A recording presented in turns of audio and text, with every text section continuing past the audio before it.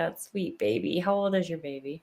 He is 11 weeks. Oh my gosh. Oh my gosh. So brand new. Brand new. Congratulations. He is brand new. And I'm like, he's the best baby. He's so chill. It's like, God, no, we need a chill one. He's our 6th one. So he's wild. Oh my goodness. Yes. Oh my He's gosh. sovereign. Family. I'm so happy for you. How fun. I bet he's just getting doted on by all his siblings. He is. He's like, he is the cutest, absolute sweetest baby. And everybody just wants to have hold of him 24/7, including his little brother. So we have 6 kids. We have a 16-year-old, a 12-year-old who's about to be 13, a 10-year-old, and a 4, 2, and him. So I'm like, I feel like I'm always saying the age that they're about to be just because we're rounding up. Yeah. Probably a survival response, to be honest. But I'm like, oh my gosh, 3 boys under 5. Oh my Lord. They're wild. And But it's it just sounds like a party at your house. I want to go party at your house. we're always somewhere at some activity. We have one in like really high competitive traveling dance. And then we have a kid that just started traveling baseball. I'm like, I don't know how we're gonna do it, but it's gonna work. And the baby just goes along for the ride, Yeah. But I'm so excited to talk to you. So we're live, by the way. We've been live for a few minutes. I'm excited. Veda's first live stream. This one I'm really pumped about. I usually talk healing, and then, I saw your page, and I'm always telling people there's a certain level of belief that I have. I mean, let's be honest, it's 100% that you can't fully access your healing or your divine health if you're participating in certain systems. It's just not going to work. And one very large one is the pharmakia system.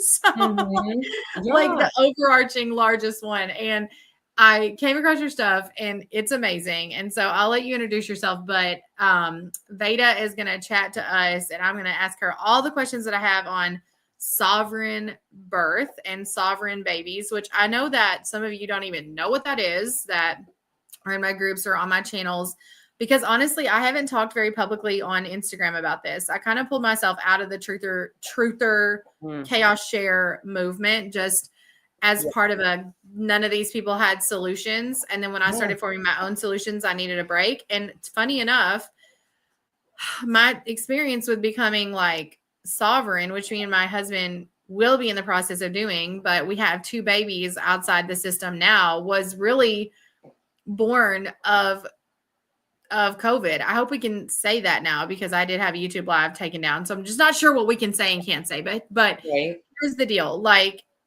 I preach that God's working everything for the good. Like, whatever, we can't deny that COVID had no part to do with God and more part to do with power grabbing. So I'm like, okay, interestingly enough, what good came out for us in that is that I was actually up to have a pacemaker replacement surgery potentially, because the way that those devices work is that they show a range of battery life, and that depending on how much your body's using the device, that battery has, a window of time that it could expire. So for example, they can't just say like, oh, a pacemaker, it will last you 10 years if you're not 100% paced. But if you are 100% paced, if you have a defibrillator, like the battery's like 6 years, anyway, the battery's about 10 years, but they monitor the pacemaker all throughout, right? So they're uploading data like once a month from your device. And so God actually gave me 2.5 supernatural years, because we started exploring the concept of like, I'm not even dependent on the pacemaker anymore. And that's a whole other rabbit hole that we could go down. But at the time, I didn't know that. And the deal was, to have a surgery, you had to be vaccinated with the COVID vaccine. And they were doing the whole runaround of like all the staff, the priority vaxes, all that stuff. And so I'm like, okay, I hadn't yet gotten pregnant, but we went down the natural law. I'm not even going to call it a rabbit hole, like the natural law amazingness, right? Yeah. And got into it. And, only for the sake of kind of 2 ideas, the idea around medical kidnapping, because it does happen. I can tell you guys stories about it happening. I had a personal friend who a mini version of that happened, to where they were vaccinated and went into an ER, and is actually my nanny, and her daughter was screened for viruses, and they deemed that one was meningitis, which now, if you all follow my channel, and I mean, I have Alex Zeck's end of COVID linked in my bio that you can download. I have his free mini presentation on that also linked now.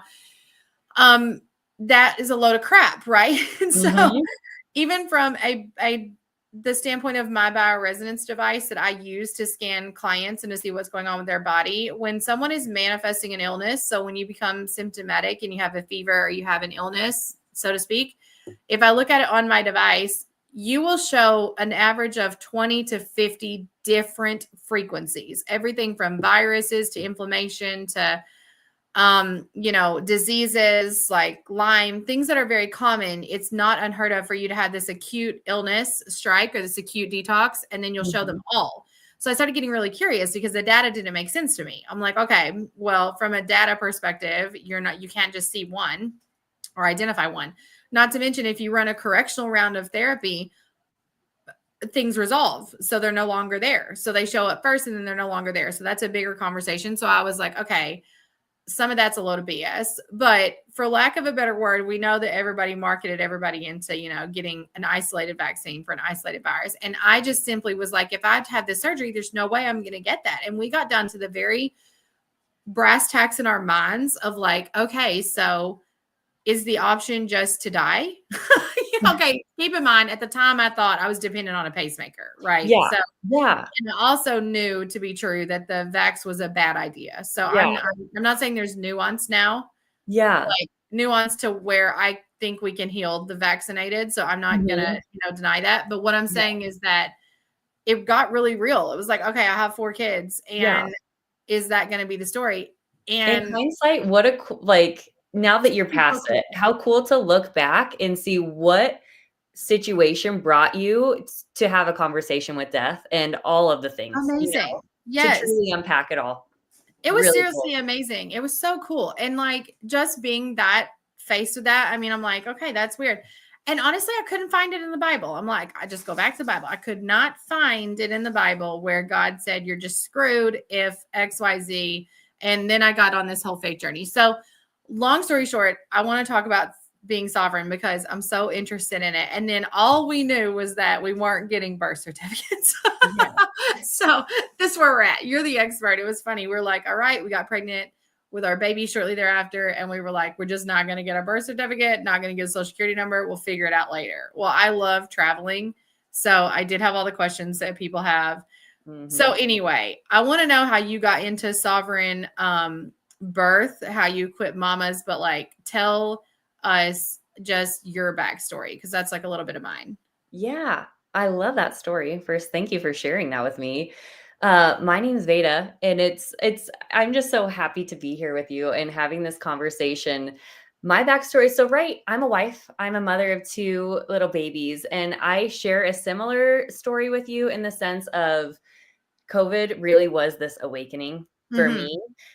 Luckily, my journey really of awakening started with a medical crisis where I was looking for a savior in the medical system in a million different ways, where they were like, you have a brain tumor, you can't get pregnant, all these different things. And anyway, eventually that ultimately led me to this unveiling of the truth about the medical system, right? Just all of that. It led me to start reading vaccine inserts and actually realize that I was a vaccine injured child when I was 5, but they wrote it off as something else, but there it was listed on the vaccine insert. So it was just, anyway, kind of crazy stories. But luckily I had learned to start questioning things, and suddenly I got pregnant without, all the doctors telling me that I would need them.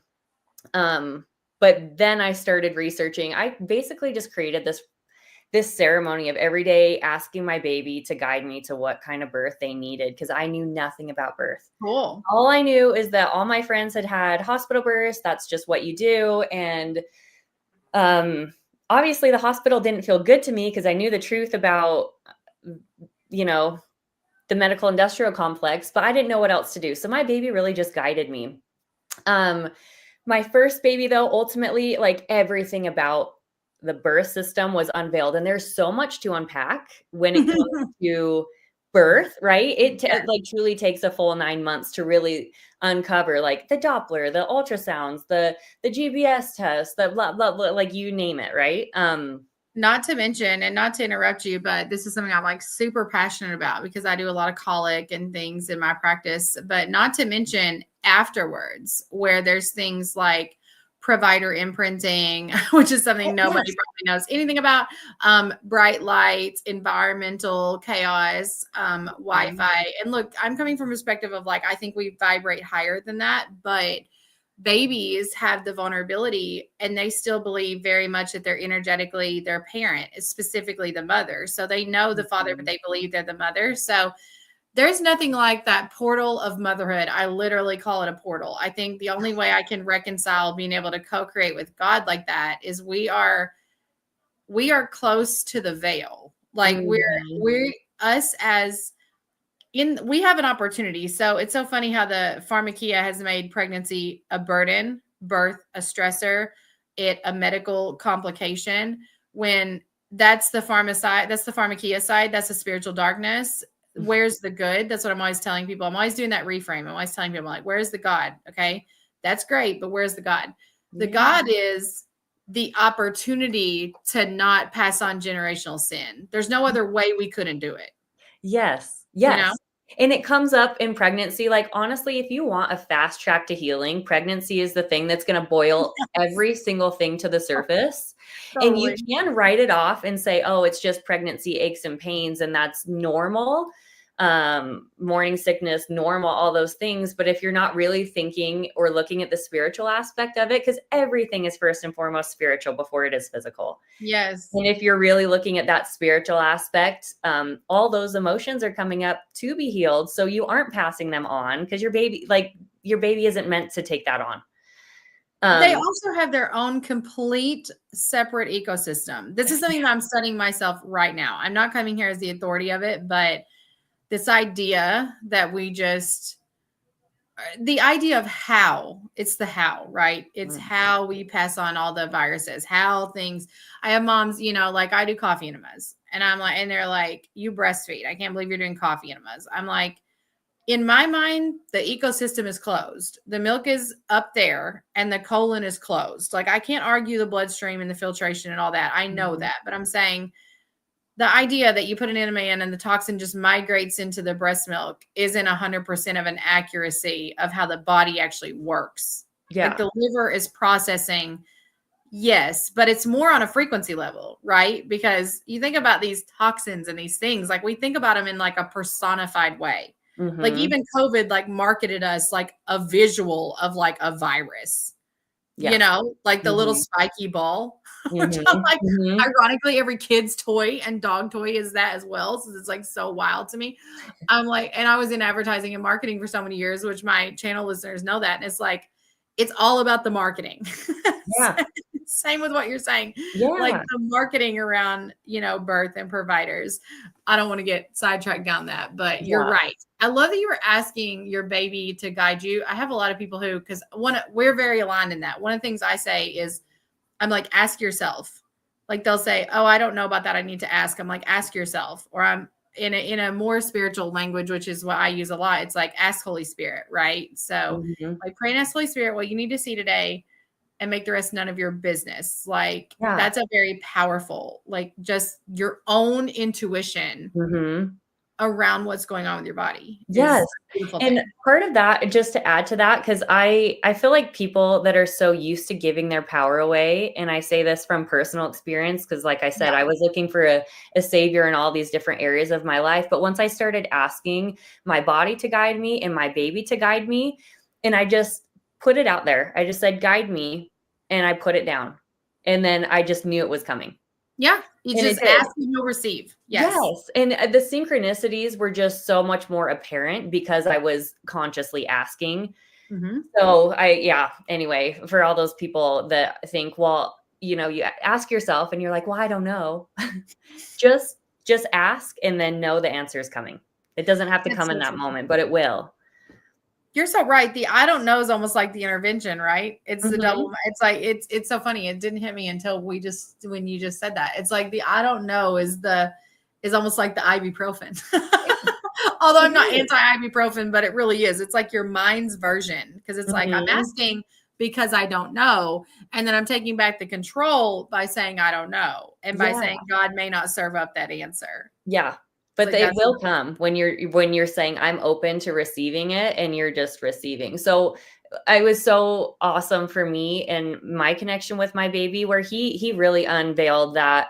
He made me dive down my ancestral, my own birth imprints, our imprints cool. with conception, gestation, like the whole bit. So, I was so grateful to be able to really uncover that before his birth and have this incredible. I was able to, really deep dive all my ancestral stuff, my own personal stuff, so I could have this baby emotionally free and born the way he needed to be.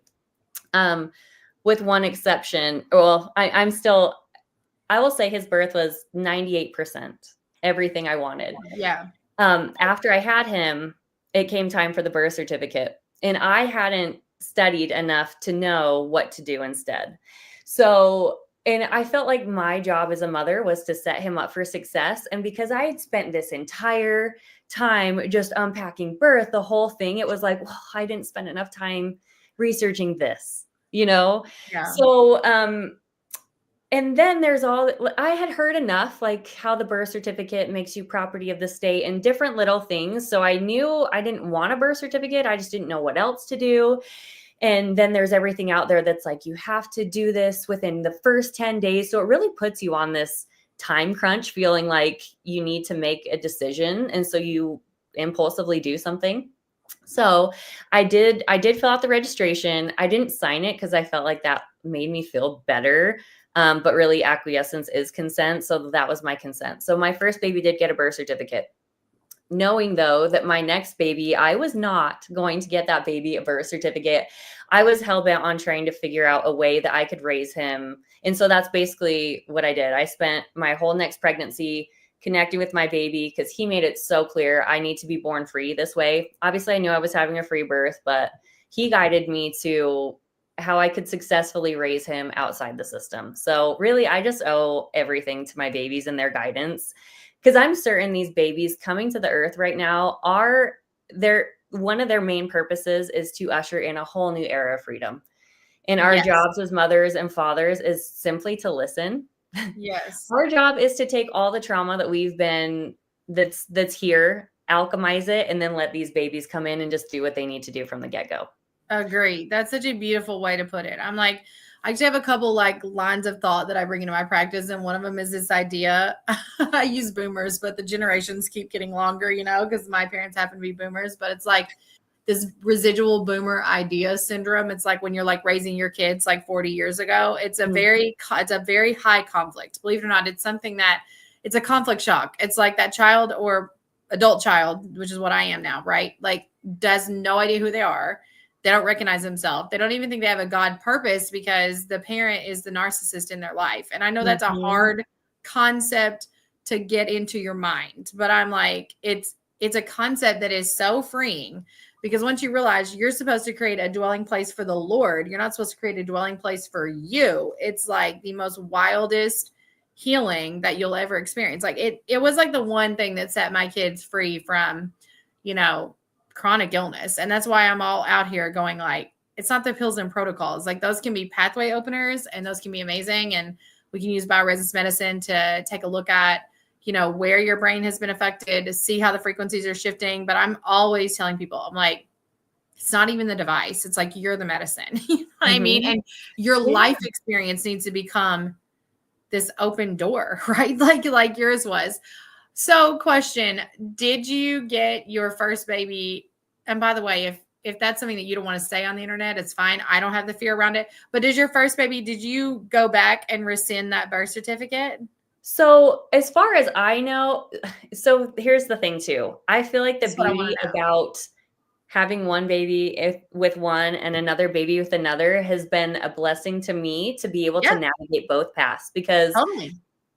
there are some people that believe a birth certificate it can be a blessing because you can utilize it in specific ways. You can utilize it as a tool because really you do have access to everything's credit. So you do Right. have access to specific credits by use of a birth certificate.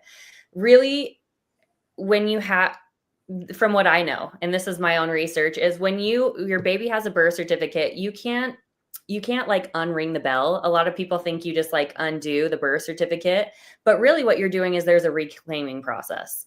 And in Right. that reclaiming process, your baby has to be 18 years old or of age of majority to be able to claim their own estate. So really what you're doing is you're placing them into your own private trust, because with that birth certificate, they're placed in the government's trust. Right. So you're saying, oh no, I'm putting them in my private trust until they become of age to claim their own estate. So you can't really undo the birth certificate, but there is a reclaiming, if that kind of makes sense. Yeah, So the that is the hard reclaiming, that's where thing. you reclaim your straw man, correct? You go to Yes, court and yes, you say, I'm not yes, my placenta that you named my other, person. I want to get so deep into that rabbit hole. yes, I yeah, but have you a do have to placenta be of age highlight. to claim your estate. And so You when have your baby isn't of age, you're basically holding them in trust until their age of majority. Okay, I So didn't even know that was an option. That's yeah, amazing. I mean, because I have all my babies are not sovereign. You know what I mean? We even, to add more complication to the fire, we have a custody arrangement, so I would have to have ultra more permission. And mhm, again, operating in this vein of like people think, oh, I messed up. Oh, that sucks. Oh, my life hasn't gone right. This the the the duality of what my custody arrangement has given me that I've been walking for 10 years, because it's so crazy to be walking in a system with someone that you don't communicate with, that you have no control over, that 50% of your life you do not have that choice. And I do not say that as a victim. I say that as like that's the reality. Like yeah, especially how the court works, and they make it even more complicated because if you do have joint legal, joint physical, you both have 100% decision making rights on what happens, yeah, minus the one education address, which is like a cluster F. I don't want to say that like on my yeah, YouTube channel, but it is a walk. Let me tell yeah, you, it's a faith walk, and it's been interesting to walk it and figure out like because like you're saying, my children. Two of them do not have the option until they're of age anyway, because they mhm. wouldn't, because the other wouldn't agree. The other thing is just knowing that. I think that's so fascinating. Yeah, I I want do to want back to bring up. up Oh, go something ahead. that what your whole scenario basically brings up is the idea of just registration in the first place. So Okay. when we're registering our babies, we register our cars, we register our marriage. The Right. whole reason that the state is able to tell you guys, you and your prior partner, how you can handle your affairs is because you included them in your contract. Totally. So Yes. a lot of people don't know you can have private marriages and private agreements that you don't have to get the state involved in any way, shape, or form. The only reason that they are telling you guys what to do, A, is because they're in your contract, and B, the children are their property. So they get to decide how things are their property is divvied up. So just really Interesting. thinking on what the purpose of registration does is all it does is it adds the state into your contract. I've thought that, like I'm like, it's so interesting that you say that. And I know a lot of my client, like I have reconciled a lot of things with the spiritual logic. So, I mean, and you're just bringing the law into it, which is like giving me goosebumps. But it was so interesting because when I went to get divorced, and it was pretty messy, and I was very wrapped up into legalism and Mhm. religious nature. So the Yeah. idea of like, this is wrong, who knows what's right kind of thing. And I had one person in my life who was a Christian who said, if you never got married under God's jurisdiction anyway, who cares? You're not even like really married. And I was Mhm. like, at the time, I didn't understand that or receive that. And so I started studying natural law and actually got that concept. Like at the time I thought, well, that's great. Like I'm free. You know what I mean? Like it did set me free in some ways mentally with like the fight and being able to forgive and the custody battle and actually laying some of that down, which was such a gift.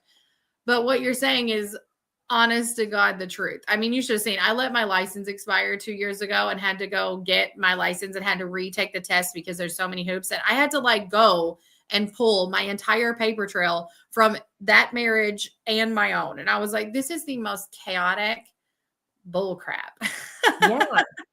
Yeah. Like, it was so chaotic. It was like a file this thick to like prove all my names, like my name changes. You know what I mean? I Yeah. like to do it all over. It's so nuts. And it is so crazy to think the paperwork isn't I'll just say this too. People do the paperwork and all this stuff. That doesn't make you free. It's the way you live. It's the way you vibrate. It's knowing who Yes. you are. Just like Yeah, you're saying that. Because if you're hearing this and you think, oh no, I'm enslaved by the birth certificate. My babies have birth certificates. I think there is a whole mourning process that you kind of go through when you discover this information. So you're like, oh no, I've done it all wrong. But realizing it just takes going back to who you are. yeah, I am sovereign. I know same. who, like, I'm created by the creator and I am inherently a creator. You start realizing who you truly are, and none of that paperwork actually really matters. But the more you learn and you do correct your contracts, the paperwork's just backing what lives inside. Totally. So just none of that even, you can have a birth certificate but it doesn't matter because it's not who you are. Right. It's that You can recognition actually first and posture foremost. yourself. Yeah. Yes, you can posture yourself by not having that identity. I teach my kids Mhm. that all the time. I'm like, you're not a victim. Veda, really quick, Jess wanted to know, is there a way when you're in a custody situation to undo, I guess we're talking birth certificates, but can you put babies in a trust if you're in a custody situation? Do you know that answer? I I don't know that. That's a really great That's question. fine. We'll Yeah, find out. yeah, We'll look it up later. yeah. The thing Okay, is, so so I'm such an advocate of trust.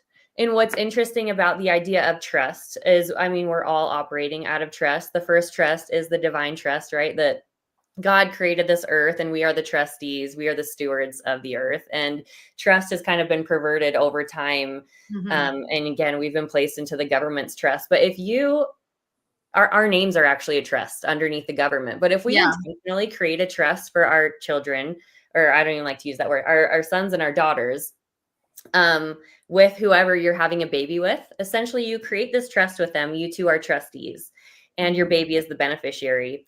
Even if you guys basically create this contract that every single thing that you do is on behalf and the best benefit of the beneficiary. Mhm. Okay. So no matter what, you two get divorced, you have an argument, you guys don't like each other anymore. It doesn't matter. That trust binds you to doing what is best for the beneficiary. Mhm. Mhm. So that honestly, I feel like a trust aspect is higher than even any sort of marriage or Yep. agreement you can create, because no matter what, because a lot of people will get divorced or whatever, and then they do things to hurt the other parent versus doing what's best for the child. And I think Oh, that's yeah. the reason why trust is the highest, is because you can't do that. It actually doesn't work and it isn't allowed, because you're breaking fiduciary duties to that beneficiary, which is the child. So, Yeah, then you get into this idea of everybody's own perceptions of right. It's mhm. such a Yeah. deep Mhm. I mean, it's one of the reasons why, I mean, I say, gosh, I could talk about that forever, but when I specifically talk about dealing with my ex, this idea, I'm like, I tell people all the time, what set us free wasn't the court system deciding to give us both 50-50 custody. We were warring for 100% on each side. What Yep. set us free, and I was losing.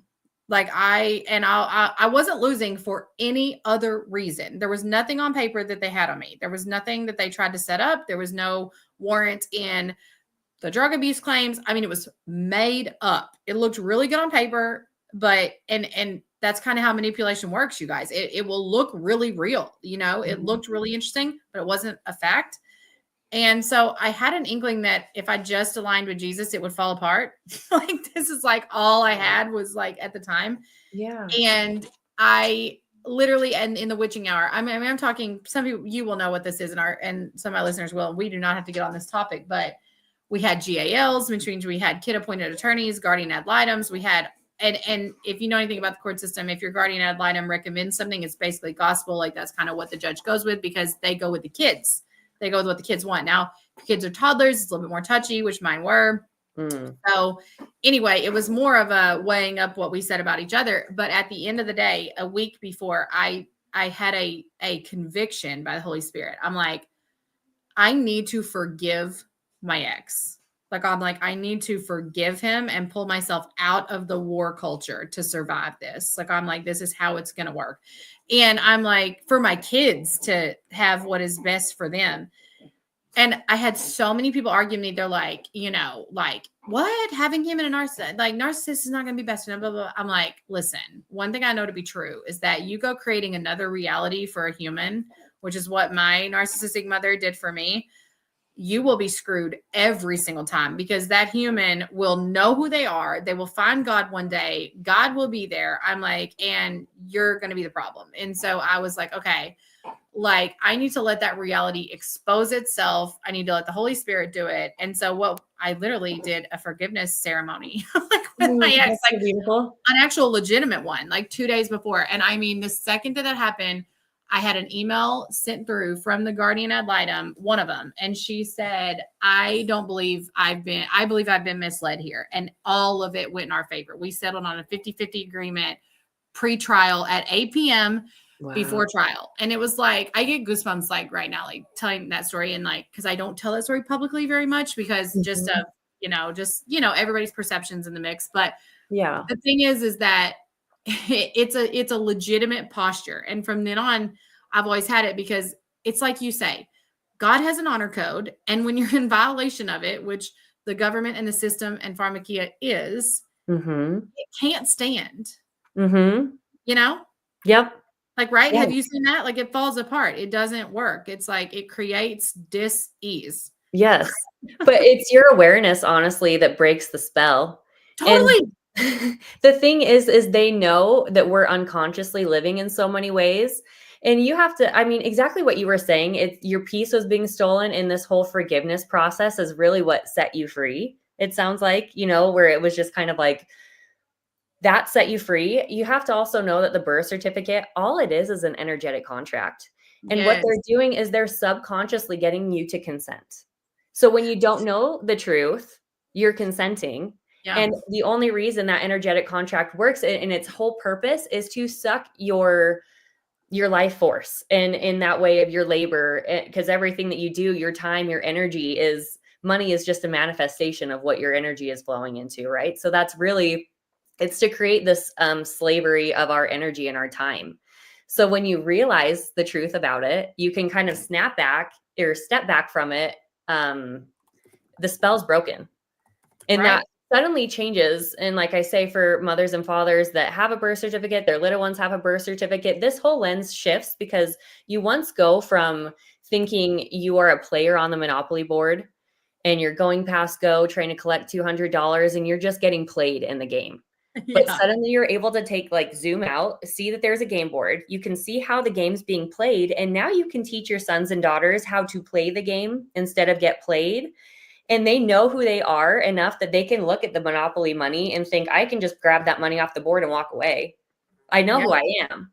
Yeah. But it's these lenses of once upon a time, we literally were these persons on Yeah. the board thinking we were part of the game instead of knowing how to play it. So it's really just suddenly these lens shifts and realizing our power. I will say they know our power, and that's why they so badly want to suck our power through these energetic contracts. And it is universal law, everything we consent to, everything. Mhm. And that's why Everything. they trick us into consenting. But until we can consciously say no, then the spell's broken. So that's really, I guess, the trick to all of it is just suddenly saying, no, I no longer consent to that. And Yeah. then changing, because All you right. can. Let's talk about consent for a second, because I know a Yeah. lot of people think like, oh, I'm going to be presented this information. Who would do that, right? It's like, and it's always surprising because I'm in this community and I feel like everybody knows, but then everybody doesn't. You know what I mean? So just the process in general. Every time I'm involved with a new pregnancy, mom's like, oh, I got pregnant. I'm like, do you want to sit down and make a plan? And they're all like, you want to come to my baby shower? I'm like, not really. I'd like to sit down and tell you how many interventions are coming up. That's Um, hilarious. no, for real. I mean, I want to know. So I want to know if we can back up. I want to know how your medical event brain tumor catalyst was the catalyst for this for you. Like, I know it was the Mm. pregnancy, but I would love to hear that story if you're open to telling it. Oh, yeah. Mine started out with like a major hormone thing. So I started lactating and I was not even pregnant. I started growing a beard. I started all this crazy things and I was so constipated. Like I'd go weeks. And Wow. anyway, we're really going in. But really I was looking for a million different doctors and no one could figure it out. Eventually this one doctor, after I was on a million different pharmaceuticals, birth control, the whole bit. I had been on birth control since I was 15. And of course that was absolutely couldn't have been any relation, right? But I had one doctor that was like, I think you have a tumor. Let's take an MRI. We take this MRI, nothing shows up. And he's like, Okay. I'm certain you have a brain tumor though, because we've checked everything else. We've checked all your blood levels. It's probably just so too small to show up. So you're just going to have to be on brain tumor medication for the rest of your life. You're never going to be able to get pregnant without us. Oh, and also you have to be on birth control, which that doesn't quite make sense either. But I wasn't ovulating. So I had accepted this. I also had another doctor say, you're going to have to remove your colon. We were going all in. And I eventually had a doctor tell me, maybe you're crazy.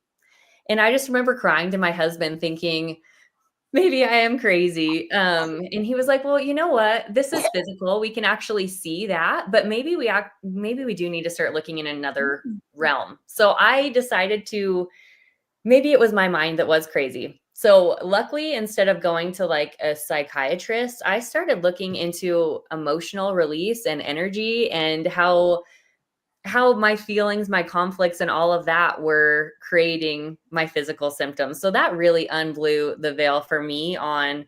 everything spiritual before it is physical. Yeah. So where we're looking at all these physical things, we're looking in the wrong place. Because I Yeah. was obsessively changing my diet. And I mean, I'm a recovering perfectionist.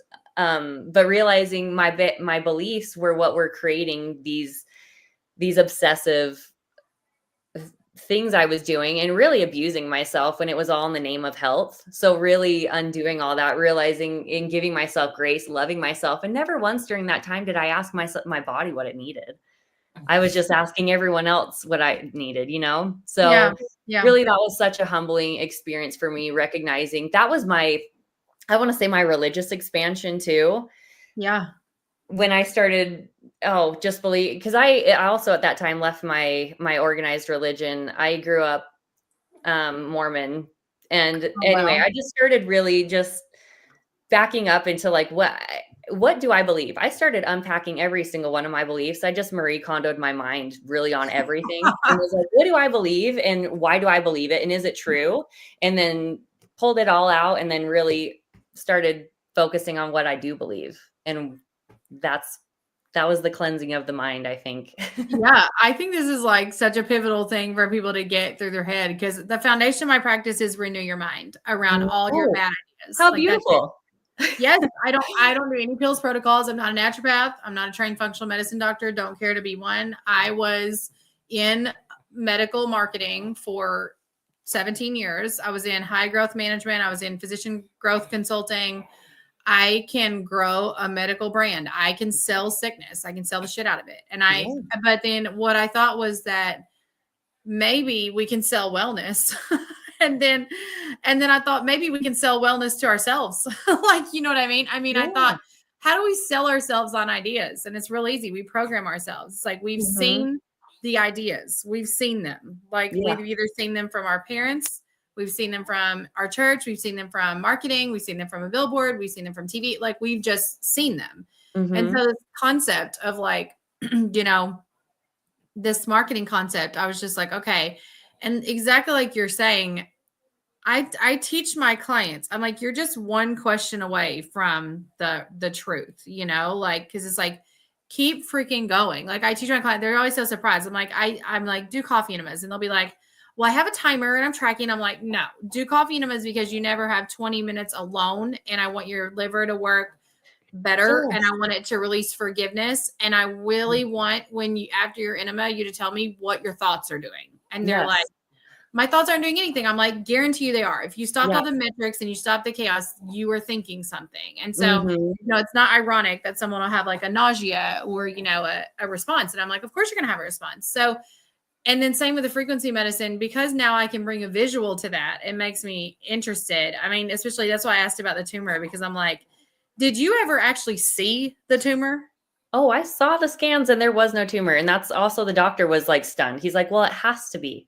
So we're going to do this. And I honestly followed along for a year of doing this Well, stupid medication. And suddenly something snapped in me thinking like, I think my body knows what to do if I just get rid of all, like start detoxing every single thing that I've been put on. Cause no wonder my body is just so confused. I've been put on every medication under the sun.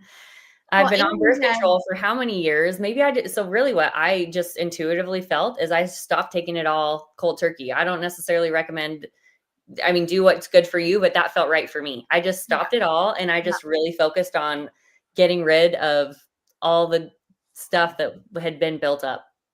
yeah. This is not medical Emotionally, advice, but when physically. people ask me how they get off medication, and I have told them just the how to renew the mind basic methods that I teach, I'm like, well, you just decide when. Like Yeah. there is no method right to the madness. I mean, there are there. I'm this is what I'm not arguing. I'm not arguing that medicine disrupts our psyche and our body patterns. Like I'm not arguing that. I'm saying that's Hmm. true. Yep. But once you understand that you're not afraid of the body reset because you're always going to be pursuing that and the body's trying to do that, you can cope with the management. Like you can cope with what the body's doing. But that's so freaking amazing. I think that's so interesting. We come under provider prophecy, just like we come under government ideas, right? So Yes. it's like that literally was just spoken over you. I teach a lot of people about like we choose our abusers with providers like so often. It's like and Hmm. if for you that was spiritual, that was religious nature, or if that was, other things in your life, which it's same for me. It's like you'll choose your abuser, you'll choose the person, and you'll just give out your power away again. Yeah. It's like this next time will be my healer, and Mhm. Well, really, and you're it the really is, it brings back power to us. It's very empowering when we start realizing that everything is about our beliefs and we find those people, we attract those people into our lives just to reinforce our belief.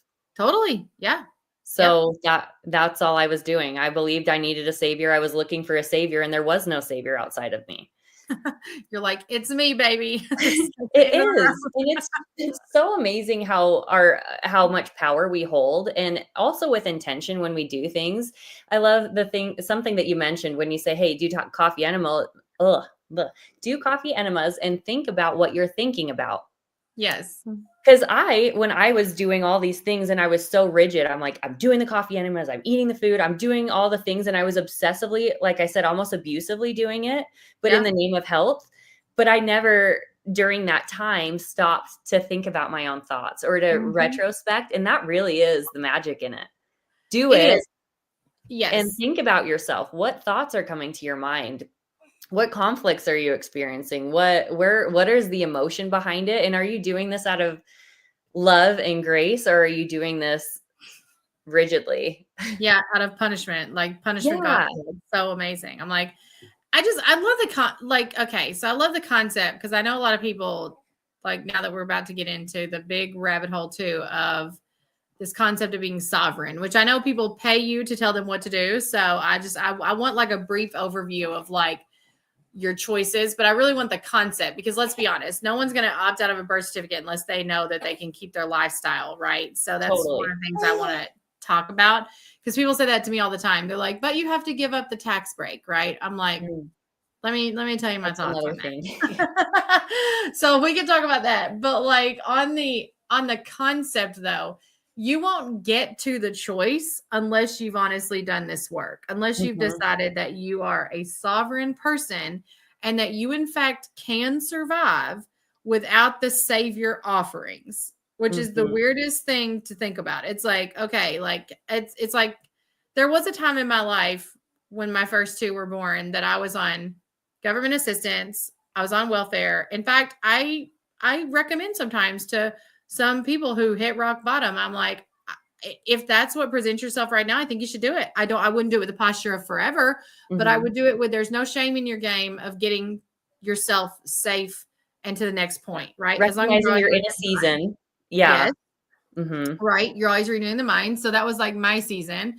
And I'm like, I can see the draw. I can see the draw to outsourcing the power. I can see the draw. Although that system has dysfunction too. I can remember being like, how do I get $900 worth of food, but like no money for toilet paper? So weird. Like you can't hold your household down, but you can like eat a T-bone. Like I don't understand that. But anyway, I was like, Yes. that's so crazy. But my point is that in that state, I handed over literally, and this was part of the thing that was shame and that made me question my motherhood and that led to an autoimmune disease was not being able to understand, like you said, coming under that forgiveness and that state of spirituality was because I thought, like, oh, I really messed up here. You know what I mean? Like but now I can recognize I'm like, my daughter, when she became symptomatic with a colon issue at 12, one of the biggest things that helped was me facing how much disconnect I set up and how many people I handed her over to. Like Mhm. I mean, now I'm so far down that track that I wouldn't even hand this baby to somebody that I thought was dysfunctional to hold because I believe in energetic absorption. Yes. Yes. Because we're on a podcast and I've already prayed over his energy and I'm like, we're talking about this stuff. Like I've already kind of protected his energy from like participating, but Yeah.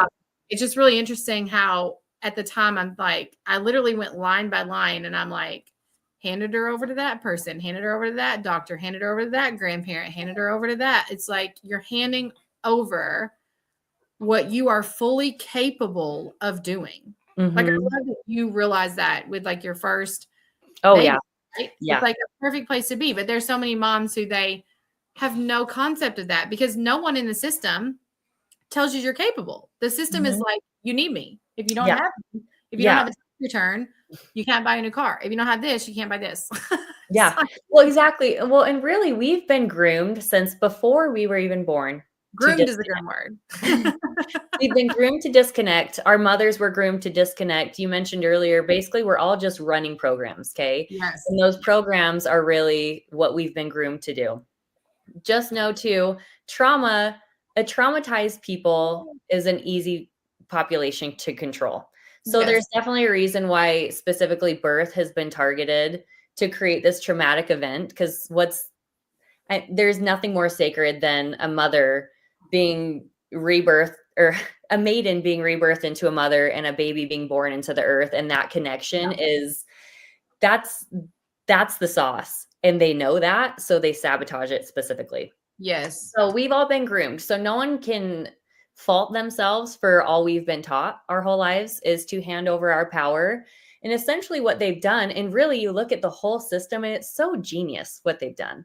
They've Mhm. tricked us in so many ways to opt into this system for benefits that we didn't realize that we had without opting into these benefits. Like we can have these benefits all privately, but they want us depending on their system. So they only teach us one way. So Interesting. imagine having two options. You can have a red water bottle or a blue water bottle, but they only teach you that this blue water bottle exists. So they send you, that's all you know. So if Interesting. someone else comes in and they're like, wait, I want the red water bottle, and everyone in the matrix is like, you can't, you have to have the blue one. That's really what happens when we're thinking we have to choose this public system with all their benefits. People don't know there's a private side to life where you have your sovereign rights as men and women to everything. You can have all those benefits and you have those rights. But once you opt into being a citizen or you contract, you get privileges. But they want you dependent on that system for their privileges. So you have to ask them, you have to ask for permission. But there is a whole different way that they've just never taught you that you can do anything and everything freely without permission. Man, this is giving me like holy goosebumps because I have had over the years the thought process of, you read the basic Bible and you see all the nations, even the elect, are going to be deceived by pharmakia, right? I think pharmakia is all of it. It's what I'm called to. So it's like pharmakia is just the Mhm. false god, the sorcery, the non-god version. And so interestingly enough, that's actually what it's like. They're like that's actually very close to God. That's the like there's like two ways and they look very similar. Like, Mhm. it's really interesting. Like, one gives you access and the other gives you access. Like, because I've studied this, I'm like, people who are like, you can see people who are genuinely not operating godly and they're rich, right? Yes. Like, they're Mhm. super wealthy. You know what I mean? Like, I Yeah. just like look at the celebrities. You can see people who are, not who eat McDonald's every day and they're healthy. I'm like, this is for real, this nuance, right? So I'm like, I always wanted to reconcile that. And so I'm so excited to hear you say that you have access to that stuff because it's almost like the difference between just falling short and abundance. Do you know what Yeah. I mean? Like Yep. I'm like in my own life, some of the context is so interesting. I grew up reading, I want to be in the medical community. I want to be a doctor. I want to be a healer. It's like, it's almost like I knew I was called to that, right? It's like it was a supernatural draw. Like I'm like, Mhm. and I got into it like I'm talking, I would be 12 and reading books about pediatric oncology. Like I was like going to be a pediatric cancer doctor. Wow. Then, life happens and you get into the other stuff and you deviate, get into the marketing or you stay on the path, whatever. But it's like so funny because I was telling my husband the other day, I'm like, I actually knew what God had for me, like without even knowing. Like I unconsciously like knew where it was, Amazing. but I was attracted to the pharmakia side of it and not the abundance side of it. And now that I'm in the God vibration side of it, which is how I put it into spiritual context, it is abundant. Like Mhm. it is never ending. It's like it's actual real healing, like real results. Like it's hard to put that into words, but like but they didn't look that much different. Do you know Yeah. what I mean? So I Yeah. Well, want to know how that that's works. absolutely the deception, is we Right. think we're only taught one path. They didn't Yeah. teach us this whole other area on purpose because they wanted it. I mean, the moment a baby is born, they want that baby with a birth certificate and a social security number because Smart. they know that baby is going to provide them money. They want Yeah. that baby in a public school system. They want that baby working to provide, to be workers. Yes. Yes. Trained So as slaves. yes, they really are, and Yeah. that's the whole purpose. They want a nation of workers instead of a nation of thinkers. So they're gonna teach you exactly what you want to teach or what they want you to know. But what's So weird just is the you can censorship still is work, what was that? right?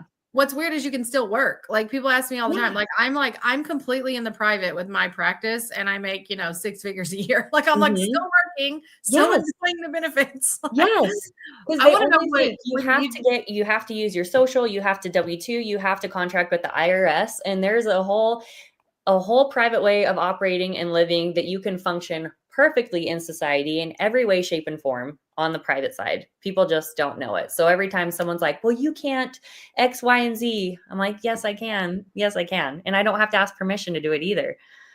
I want to know so much more about that because I'm actually on this. I'm like literally getting our kids set up because my husband's from Mhm. New Zealand. So we like want to travel. That was our question, was passports and all that stuff. And we Mhm. really don't care about taxes, but now I do have a question about that. Yeah. I'm like, now I'm Yes. curious about that because I know, people who totally exist in the private, but they still are like in society, like they're Mhm. not outsiders. So Yeah. when you say access to benefits, let's clarify. Are we saying there's two systems of benefits? Are we saying that there's access to the benefits that the government lay out? Because I know that's going to be a question. So both. So Okay. when I was saying the birth certificate can be used as a tool, you can use that birth certificate as a tool to access credits basically because everything's credit on a screen and Right. every state is given a certain amount of credits for every live birth. That, I mean, that's really all welfare is credits, and that's why Yeah, it's this a big whole debt system, right? It's like exactly. the birth certificates are that too. Like they assign a value to your life. Am I right? Like Yes, a exactly. trust. So you have access to those credits, and that's really what your welfare is it's these fake numbers that anyone can type in on a screen, and you can access all of that. For me personally, that because there are some people that are on this path to access their credits or whatever. Well, I'm thinking people who like adopt. I'm always on that margin, right? Like I'm Mhm, not in that, but I'm thinking, okay, mhm. let's like I like to give grace for the people who like Yes. have the excuse, and I'm calling it an excuse, although most of the people who follow me that are into adoption know what I mean by that. Who build the excuses based on the system requirements. I see it with adoption a lot. The only example I have is formula, right? So when you, or well visits. So when you adopt a baby, the state will follow the baby because the baby's been bonded and make sure you've done X, Y, Z. And what I come across in my practice is that the fear of, if I don't do it, I don't get the baby, right? And like, maybe that's real, but what I'm saying is I didn't know there were two access points to like a whole nother way. Cause you could probably do an adoption in the private. Like if you really wanted to, like you would just, it's so funny. All these contracts that we just enter into without any consent. Yeah. Well, everything is contract. Yeah. So that is the thing. When you choose to, I mean, you just bring something to light. When you really start thinking about it, you absolutely could make a private contract with a private man and woman and choose to adopt that baby privately. But Totally. because we choose to do that with the state involved in the contract, well, yeah, now absolutely they get to decide how you determine go to or an what you do with that agency. baby because they're in your contract and you Yes. accepted that. We give them agency, right? We give them Mhm. like agency to be there as a Yeah. party, correct? Yeah. Oh my So we God. just don't realize how many ways. So when I say public and private, everything public is government, okay? Everything we've ever bought with our social security number, everything that is owned by the government. So when we think they trick us into thinking, oh, well, my social security number is private, like keep it a secret. Really, that's absolutely public. And all of that's public. Everything you've ever done with that social is owned by the government. Right. But you, as a man or a woman operating on the private, can do anything. When you're contracting, me and you privately can do anything. There's government contracts, people that make contracts with the government, like marriage licenses, adoption, whatever, like we're just saying. But there are private contracts you create, but the government still honors those private contracts because it is part of contract law. They have to. Yes. They Right. have to. That's why people ask me, is it legal to operate that way? I'm like, it's the first legal. It's almost like it's like they built the system off the original. Kind of like when people say, crystals are satanic. I'm like, no, Satan built the idea of that off the original. God put crystals on the earth. Like, what are we talking about here? Yes. You know what I mean? Yes. Like, it's the corrupted version that people believe and are afraid of not following. Exactly. Okay. So I do want to make something clear too. When I say like, don't get a birth certificate, I'm not saying just do nothing. I'm saying you create your own private contracts that the government will honor because you are allowed to create private contracts that do replace the birth certificate. So I'm not saying just don't create private records, like absolutely create private records. So you have those for your baby. They can use them to replace the birth certificate, get anything a birth certificate gets them, but without contracting with the government. What is the law around? Because people I feel like I have a lot of fear around not having a birth certificate. So I feel like people have like fear, like deep fears. And now that I have it in my conscious, like I have a semi fear. I'm like, what is like, is there a law that you have to have a birth certificate in the first place? I love that question.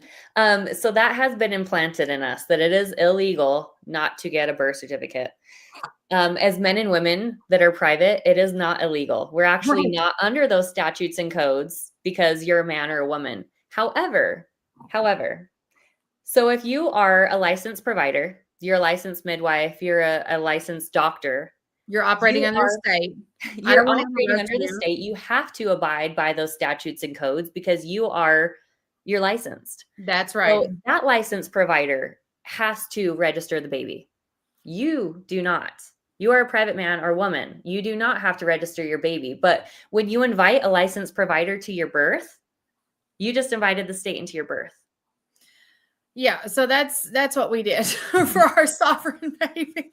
Yeah. However, but let me okay, I'll ask another question, right? Because we're always one question away and you're the expert.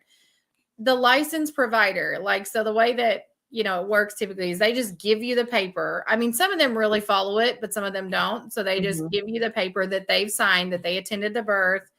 And I had my one do a certificate of live birth. Is that the same thing as a birth certificate, or is that in the private? So that creates the birth certificate. So a birth certificate registration form and a certificate of a live birth, because those are two different things, weirdly, are the same. So they're not. So okay. So the certificate of live birth that you fill out, yeah, That's the registration form. And then when that's submitted, then a birth certificate is created. Interesting. We never submitted it, so that's why I'm asking. And Well, then, that's great. no, we're That's good. really great because most We've done often absolutely zero. that's great. That's so wonderful because most often a licensed provider is going to be the one that even if you say, no, no, no, I don't want, it's against my religious beliefs, They blah, need blah, it blah. for You can them. say anything. And I'm saying this because I've worked with hundreds of families that have told their licensed provider they don't want to. They've come in with all their paperwork. My baby's held in trust. They've had their paperwork signed, but that licensed provider, in order for them to keep their license, they must submit their registration. It is under their license. So if a licensed provider chooses not to, that's wonderful that they're honoring your requests, but they don't have to. And they actually don't even have to have a mother or father sign the registration for them to submit it on your behalf Interesting. because they Okay. attended your birth.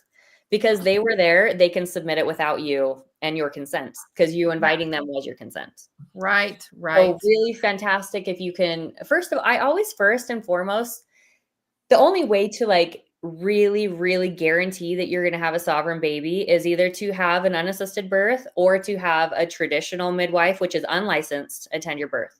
Right. Next is going to be if that licensed provider is willing to risk their license to honor your request. This is a whole nother layer of things that are going on my birth intervention guide. And again, I want to go back to if your baby has been registered for anybody, you still are teaching your baby a lens on how they are. So, like that birth certificate does not make them any less sovereign than who they are. Right.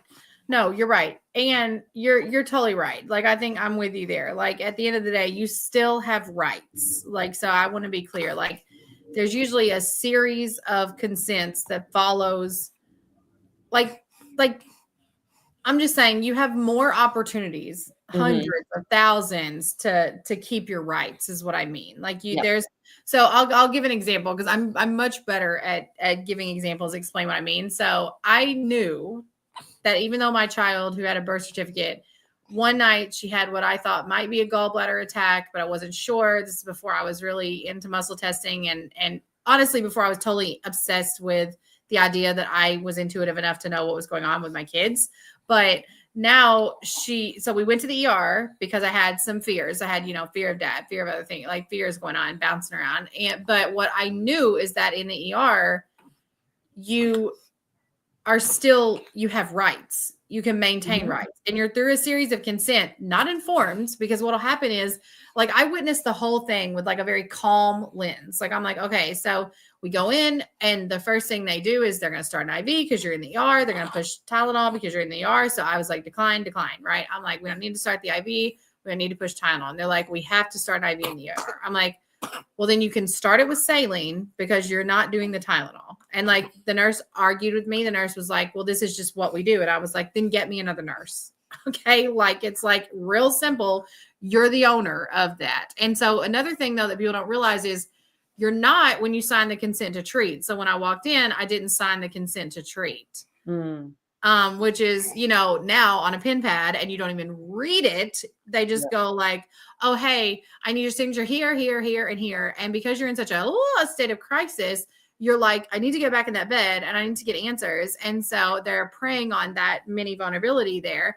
And so what's really interesting is the consent to treat is also like you become maybe not property, but you become like the hospital overrides your decision-making capabilities at that point. So you're in there and you're like, they make it sound like it's just for your benefit that we just really just need you to be excited about what we're about to give you. But in reality, in that situation, they take over. So, and this was in the height of COVID. So everybody was also heightened big time. So I was like, there were things that I knew that like we weren't going to do. Now the learning curve was amazing. I mean, I was in there sort of doing that, advocating for that.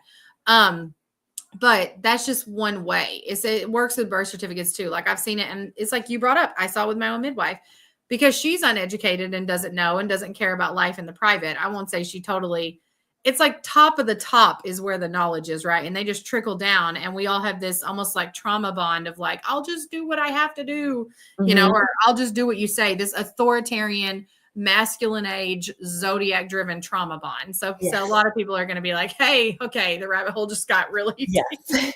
Here we But go. but it's like, because we've been in that age for so long, like you talk about the ages, and now we're shifting into that we're shifting into that's not a reality. We shifted into it like in November. I'm like really convinced that we Mhm. shifted into that. Now these people are feeling this awakening on their spirit, and it's like, it's actually real. It's not that you're crazy, you're just like ungaslightable now, you know what I Mhm. mean? Mhm. And that's great if you can just go into those situations knowing that. It's a beautiful thing. Yeah, exactly. It really comes back to knowing who you are. You are Yeah, not the going name on the towards your birth assignment. certificate. You're not. Yeah. The other thing that came out of that, which was really interesting, so the cascade of interventions continues, is that they saw some elevated thyroid levels and something. I'm like, well, no No. shit. She's having like a liver attack, right? Like I kind of knew enough to know that she would have that.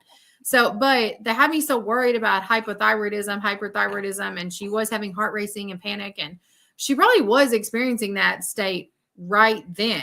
But Mhm. it's at that point where I was like, okay, what happens when we de-escalate it? And then there was a referral made to a pediatrician, and then I opted out of the follow up, and then the hospital follows the follow up. So this is how we don't realize, like, do you know what I mean? It's like one consent after another. Like if they say, do you want me to make a referral to a pediatrician? You say yes.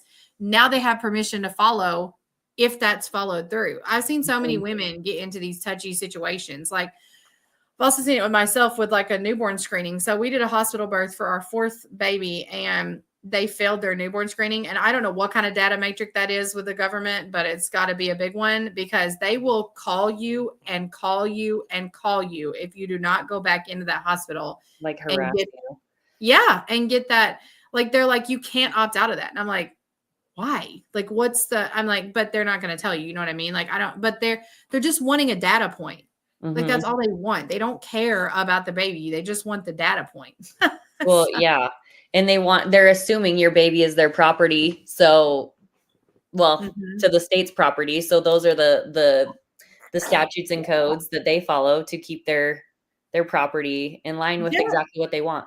Jess asked a question, so I want to know about this too. We already talked about, can you get rid of the birth certificate? And you said yes, you can do a reclamation process, which I'm familiar with. You go to court, you claim your own name back. I'm familiar with that. But do you then get another? So then you just put yourself into a trust, correct? You don't go So get a different essentially, form. oh, this is a great question. So really, when you say, "Can I get rid of the birth certificate?" What you actually do is you just stop identifying as the birth certificate. Okay. So essentially, what the birth certificate is it's a contract, right? But Mhm. they've created an entity in your name. Yep. So that entity is not you anyway. It's not a So if thing you either. It's not you, your body. It's a no, separate. it's an entity. It's just Yeah. like you It's created a a cloud. business. A Yeah. business, but your name, Yeah. like a sole proprietor, right? Yeah. It's a Yep. business, but you're liable. So really, how you want to do it, and this is how I help teach people how to have a sovereign baby, is you just intentionally create an entity, intentionally create a private trust that is not owned by the jurisdiction of the United States corporation, and you operate out of that entity if you want to operate in commerce. All right, let's talk about the biggies. Driver's licenses, passports. I know that I myself am curious with, Missouri's new real ID law. Like Mhm. I'm like, okay, so all the documents, all the things that you have to, present to, well, I say have to very lightly, because if you're not under the jurisdiction, and I know people who are just not, then maybe you don't. So tell Yeah. me what you know about that. So all of those are true for a United States citizen. And what is a United States citizen? A citizen of the U.S. corporation, a member of Yes, an they're employee an of the U.S. employee. corporation. Okay. Yes, yes. They are an employee. So if you are an employee to that corporation, you have to follow the rules of your job. Okay, Okay. yeah, true. So your social security number is just your employee number. Yeah, You're using your employee number. You're going to have to, part of the job is to give back 30% of your income. That's part of the job. that's a But when you shit job. who wants that job, right? But when you start looking at these definitions of what United States is a federal corporation, just like you said. Where is Yep, that federal corporation located? In the District of Columbia. Yes. So we're all identifying as being employees of in the District of Columbia. And is that even true? I No. mean, So honestly, no. we're all fraudulently identifying as US citizen. And what's interesting, and Jessica mentioned this, she said the United States citizen requires a birth certificate, but a citizen, according to Black's law, is a government employee. She's absolutely right. So how can you give a baby a birth certificate that's not an employee to the United States corporation? Okay. So, but then you're trying to create a contract that contracts them as a citizen So you're or an basically putting employee. your baby into a contract to be that because Yes. they don't have the consent. Yes. They don't have. Yes. That's why I say, this might very well be one of the metrics that I scan when I scan babies for parasitic energy, and people come to me and their babies are like sad and upset, and I find parasites, but they're not really parasites because if I send Mhm. around a metatherapy, it completely goes away. Yeah. I've figured out that it's providers, ideas, and assessments is one. Yeah. Okay. And then Mhm. this is probably another overarching generational one. Absolutely. Yeah. Absolutely. Parasites. Because Yes. that's its intention, right? Is to suck Yep. your life force. It's Suck to your loosh. Yes. yeah, exactly. Like it Yes. needs to feed off of you. I tell people this Yes. all the time. They'll say, my baby has colic, or my baby's upset, or my baby is, it's not eating, whatever. My baby's not being a normal, functioning, milestone hitting baby. First of all, I don't even care about the milestones because that's parasitic in nature anyway. But let's just, for the lack of for some context. And I'm like, I will scan babies and children, and they will show parasites. Okay. But I know to be true that they did not inherit creepy crawly worms through the closed ecosystem that they were in. I'm Mhm. like, that's what I know to be true. Like, Yeah. I'm like, there's only a connection.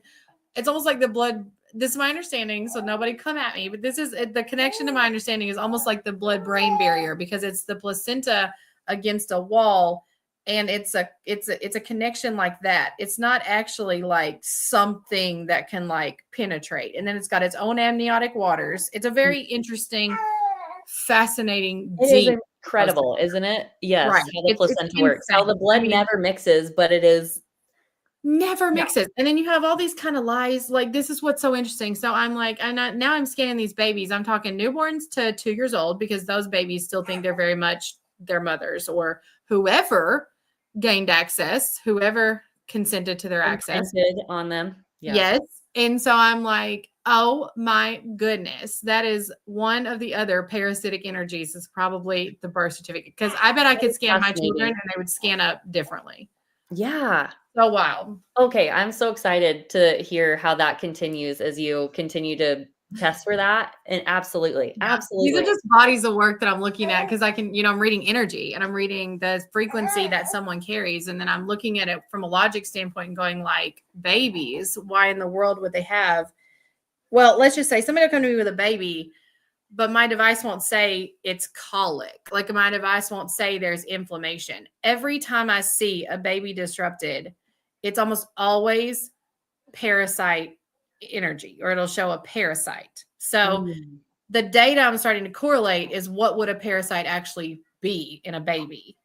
It has to be environmental. It cannot be it has to be environmental and in the biofield because a baby is naturally trying to pull in and design its life experience, right? It's like pulling in Mhm. from the environment. So I'm like, but it was in a closed environment to begin with. So like, Mhm. and like people will say, oh, they come from meat, they pass on. This baby is not eating meat. You know what I'm saying? Like, it's like this Yeah, baby only eating from one source. yeah, but then it's also coming into this idea that we are spiritual beings, having this physical experience, and everything is 100%. spiritual first. So what 100%. is the spiritual lens on it Yep. versus Yep. just the parasites, and then we're all trying to kill the parasites when it's like, no, Yeah. what's the spiritual lens on it?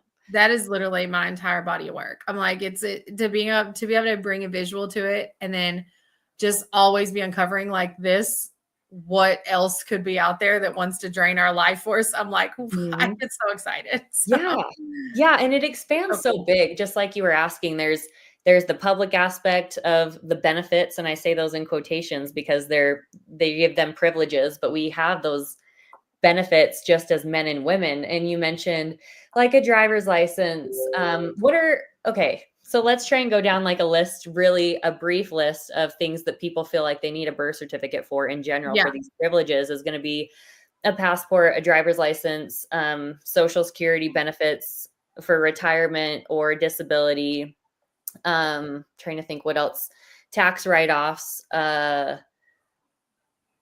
Gosh, yeah, those are just kind of the top Yeah. things that I guess I get questions about from mothers and fathers that message me that are like, I'm feeling called to this path, but the what about? Medical What care. about all those I mean, things, people right? believe they need a social security number for employment and medical care. That's like Yes, a okay, thing. and getting a Yeah. job, all those different things. When really all you do if you're being of course, this path requires being intentional, and you are intentionally getting your baby's private records, which I help mothers and fathers do. You intentionally get them a passport without the birth certificate, which I show people how to do. And the reason a passport is so important is because there's a lot of different reasons actually a passport and specifically is important, but if you just one thing look at the name. If you look at a state ID, it will say your first, middle, last name. That is a legal name. We do not have first, middle, and last names. We have given names and we have family names. On your passport, it actually shows your given name and your family name. It doesn't show your legal name. Really? Okay. Yeah. So that is one reason. Along with the fact that you really want to fill out this contract because everything's a contract in a very specific way. And every single one of their contracts are always trying to trick you in little ways to contract with the government. So if you know how you're signing your contracts and keeping them in alignment with who you are, Yeah. you're not contracting as citizens of the corporation. Because a passport is what allows you to pass through ports. Right. Okay. Right. So you need a passport if you really do want your baby to travel internationally. There are other ways though, with like tribal IDs and things like that. But a passport is honestly the easiest way to open opportunities for your little one as they grow. Because ideally, I'll say this path is you're teaching your babies to be entrepreneurs and creators and who they are. I personally believe that we are on this earth to create. We are Yes, ma'am. inherently creators by the creator. But if your baby grows and they're like, I want this corporate job, if you've set them up with their records, their passport, they can work. They can easily work. All you need is a passport or a passport card. You can actually drive you can drive privately with a passport card. You do not need a driver's license. I didn't even know there was a passport card. I had no idea that even existed. Yes. So and again, I have a whole course that shows you like exactly how to do all of this, but a lot of people don't see that there's an option to get a passport book and a passport card. And I highly recommend you get Wow. both. If somebody has a birth certificate already, like my little one that's about to be 16, she's not so little, is she? But Oh. so and she has a birth certificate and she has the standard, and we have a state law, I get it, that says we need a real ID now. Would it be Mhm. beneficial for her to go ahead and get a passport card, or do you just, once you're the system, you play in it till you reclaim your So sovereignty? no, because she can easily drive with just her passport card privately. The only reason you need a driver's license, To again, do now that where you're you under are. these statutes and codes, is if you want to drive in commerce. Is she wanting to drive Uber or as a taxi No, and or and truck that's drive? interesting you're saying that. So you're saying, and I want to make sure this is coming through really clear, is that there's also two systems of being able to drive. So she wants to drive in the system, Mhm. in the In commerce. jurisdiction, in Is she commerce. driving someone else and they're paying her to drive? No. Then no, she is driving privately. You only need a passport card to drive privately.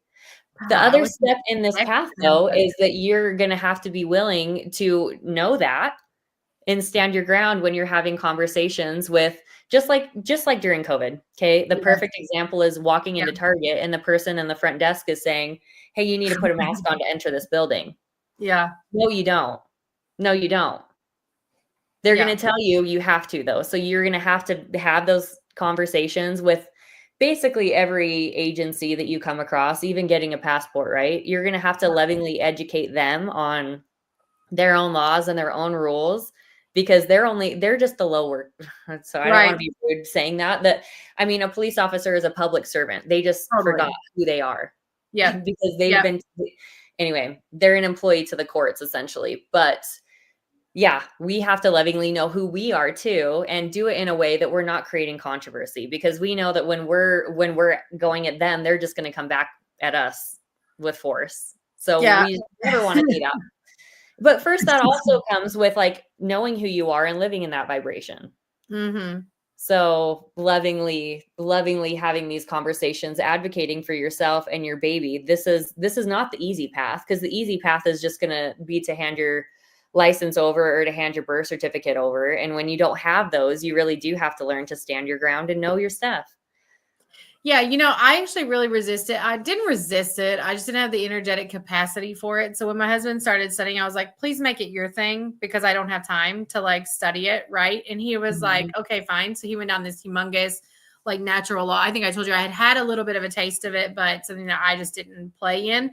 And it's so interesting. My initial resistance, I'll be like honest about it when well, that's a good question. I'll be honest about it was, I would say things like, I don't want to deal with that because when I get pulled over, I'll just have to tell all those people like this. It just sounds such a nightmare. Like I can't get like carted off to jail in front of my kids. Right. There was Yeah. just all this stuff that came up. And he's like, it doesn't have to be confrontational, but I will advise that once we first started going down the track of like just holding your rights, like so I got pulled over outside of my kid's school for having no front license plate. This is a great example. I wasn't doing anything really criminal. I was just Mhm. like, listen.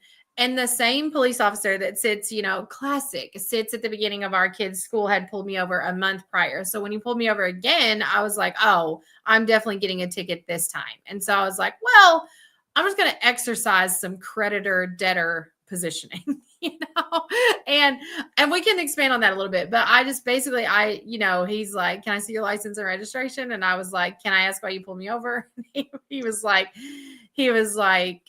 "First, I need to see your license and registration." And I was like, "Can I ask why you pulled me over for the second time in a month?" What's the And yeah. yeah, and he was just like, you don't have a front license plate. And I was like, is that illegal in the state of Missouri? Because I didn't know. I'm like, can you please educate me? Because you know the law. You know what I mean? And Mhm.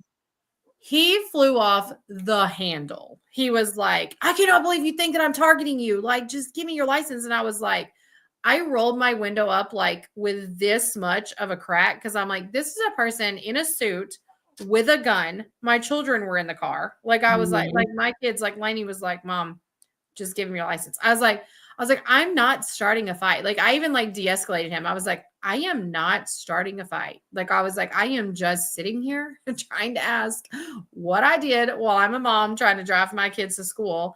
Mhm. And anyway, I ended up giving him my license, but it is wild the heightenedness around like the own trauma. You know what I mean? And I don't say that to like scare people because it doesn't get that heightened, but it is wild when you're going to come into authority. So I guess what I'm trying to say is you need Yep. to do your authority wounding work Yes. because it's like the same with doctors, right? If you're going to advocate for yourself in the ER Yep. or a birth, you're going to be put into the vulnerable positions on purpose. It's like when women get fingered in a birth. I'll just like openly say that. Like I'm like I That's don't believe exactly in it. what it You know is. what I mean? So it's like they're putting you in a submissive position.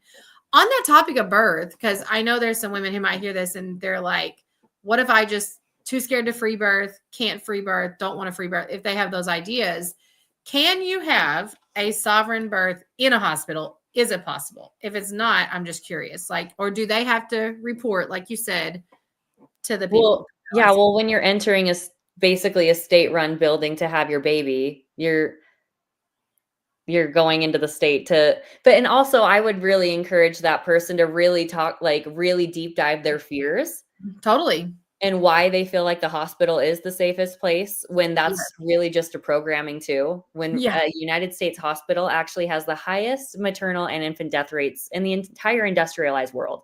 Right. So if you wanna go to the most dangerous place in the United States to have a baby, then the hospital's for you. Yeah. You're actually right. You're so right in saying that. Like I will boldly say that too. I mean, the thing is that we have been so programmed through Mhm. Hollywood and everybody and our mothers who really obsessed about being men. Like I'll just openly say it. They wanted to be men. Like they were like, Mhm. how do we not breastfeed? How do we work in corporate? Like that is literally what if you are 37 like me or younger, your mother was advocating for. So it's like, Mhm. and now I'm Yes. like super anti that. But it's just interesting how we got so twisted from so way back. I mean, and Mhm. now I see it. Like I've had a beautiful natural hospital experience. I talk about it all the time, but it was my own anxiety that drove me there. And there were interventions. This was the blessing. I was able to stand on the platform and learn a new depth. So that's cool. But there were interventions that even I didn't know. Like I had a Mm. natural birth and the amount of interventions, there were at least 16 more that I wasn't prepared for. Like Yeah. the hospital is telling me that I was liable if my baby died of not getting vitamin K. Like that was a big one. Like I'm like, there were just ones that came up that I was like, oh, and they make you sign a form. Like they make you waive your own, like they make you waive them of the liability, even though they're supposed to be the safe spot, right? For Mhm. anything that happens to baby once baby's born, which they're doing the interventions on babies. So this is what people don't understand. It's like it's a wild web. Yeah. Well, and it's crazy when you realize everything is kind of a trust contract, right? For So you're sure. entering this facility, you're giving them the fiduciary position because Mhm. you're the beneficiary, but then they're fraudulently doing they're yeah, they're removing the contract and really gaslighting you to believe they're inverting the contract, I guess. That's really what's happening. The best So way I how can is say it. tell me how that works in a legal system. So I want to hear a little bit about like, I mean, maybe I'm not understanding. So you enter into the contract with your consent. That part I Mhm. get, right? Yes. Then what? You sign that the contract is no longer void or no longer valid? Like I'm curious what you mean by then they change the contract or the contract is Well, fraud. essentially, so what's happening is you're walking into the hospital and you're saying, "Okay, I want to partake of these benefits that you as a business offer," because a hospital is a for-profit business. Yes. So people first forget that when they're asking for advice, not realizing that that hospital is going to do what's best for that hospital and not for you. Even Mhm. though when you're saying, "Okay, I'm signing these forms," what I'm basically consenting to is that you are going to make decisions on behalf of me, the beneficiary, and you're going to make the best decisions for me. So them as Okay. So the your power is handed fiduciary. over right there. Okay, Yeah, got it. exactly. So Okay. they're inverting the contract because really what they're doing is what's best for them, I not see. what's best for you. That's the Mm. inversion of the contract. I see. So it's all their policy because I'm obsessed with policy, hospital policy. I tell people Yep. about it all the time. I'm Yep. like, you can advocate all you want, but policy will override every single time because their lawyers need the proof that the policy's been followed. Yes. Exactly.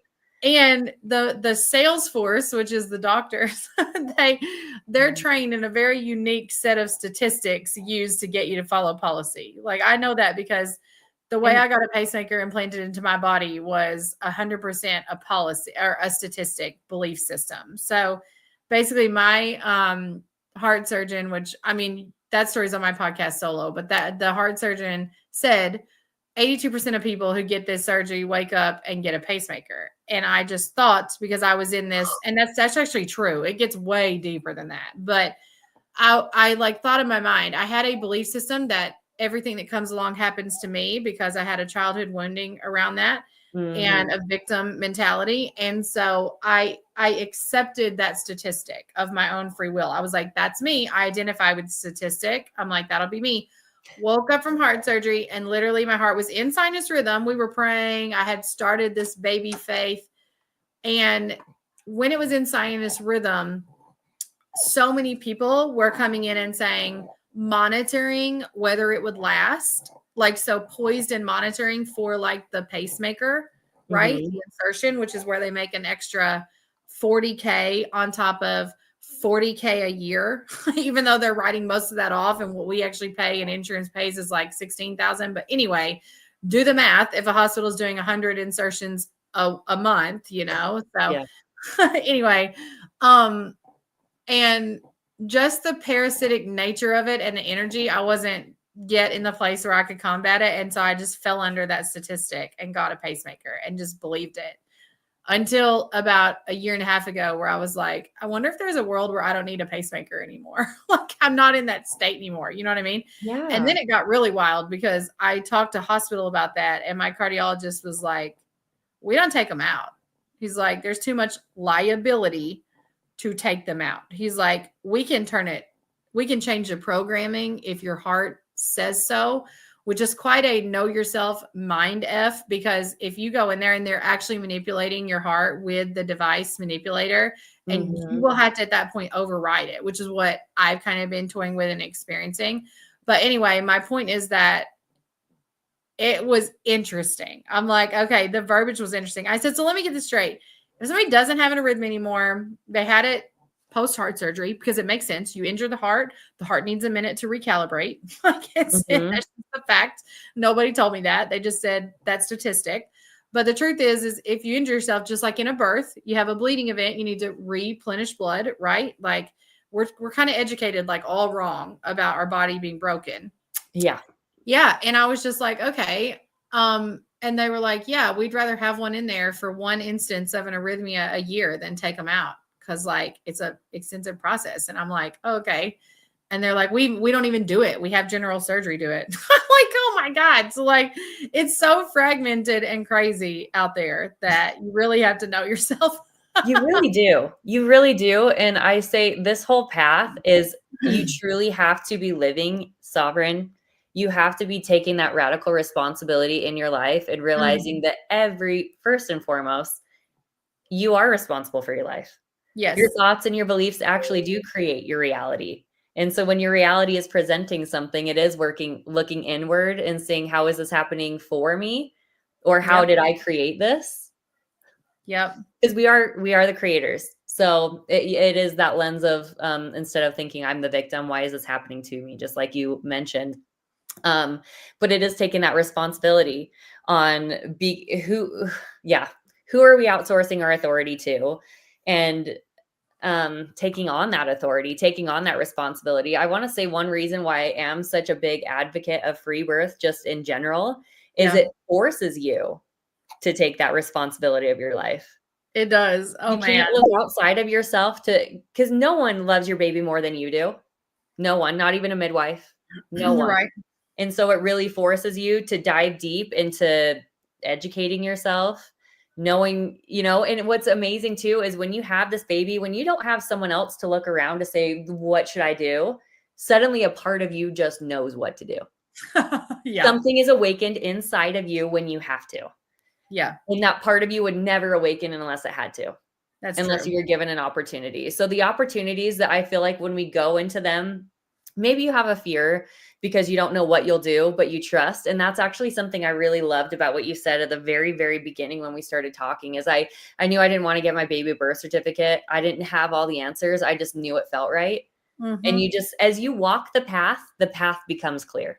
Yeah. I will just say that. But when you start, and that's how it was for me. When my baby made it so clear, he's like, I need to be born without a birth certificate. And I actually had a trip planned. We bought tickets before he was even born, and we would be leaving when he was 3 months out of the country.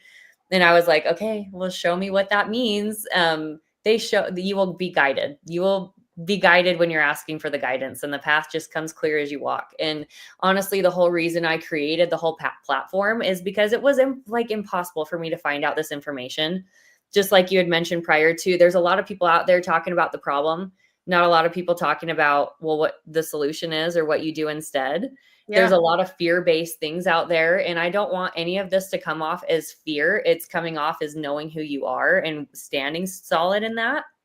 I think I just kind of went on a tangent and then I lost my train of thought, but story of my life. I was going somewhere. I love long form. Oh my God. I love long form so much.